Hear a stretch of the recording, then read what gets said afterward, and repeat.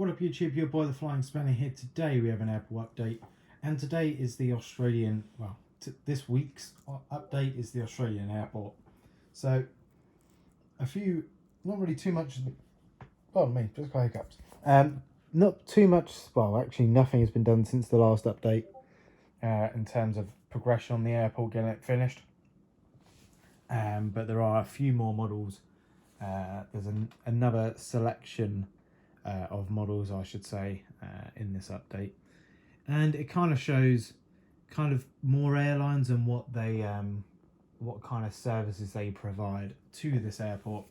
So if we start off, we have just arriving in, we have a Virgin Australia 737-800 which is arriving in from Brisbane. So this is the NG models Virgin Australia. I know there was this one, and I believe there was one that was just normal winglets rather than the split skimmers. But really love this model. It's really nice, and NG models, of course, has smashed it out the park. I only got the one of them just purely because I don't need any more than one at the moment anyway. And I think they are still available if I was to need any more. So this is the early morning Brisbane, not the early morning. This is the morning Brisbane service.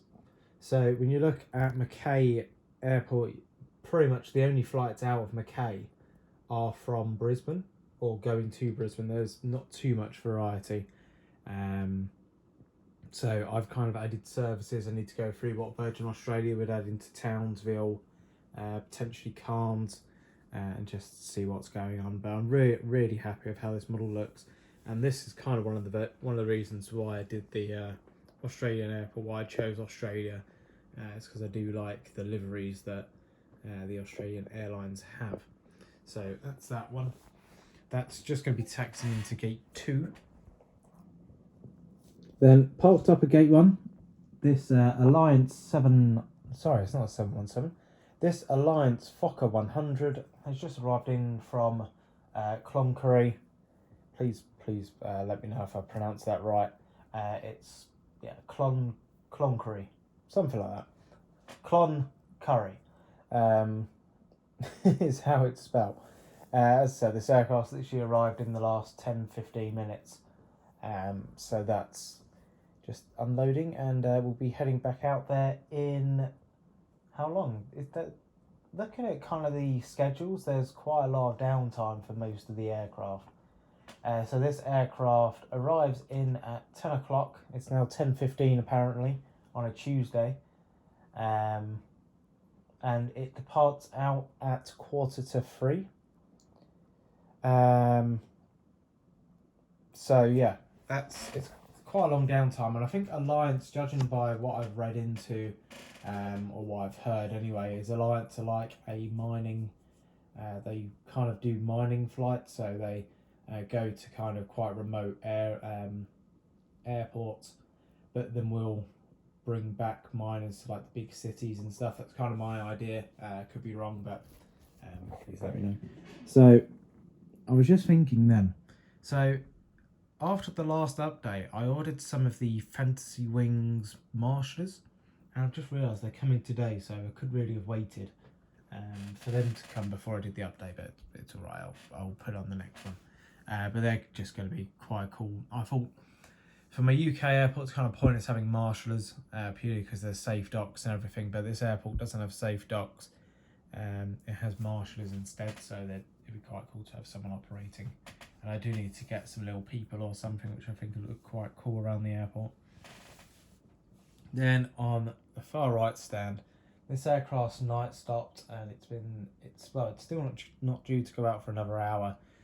This is a Rex Saab 340, and just holding this model, realise how small a Saab is in comparison to like even a 737.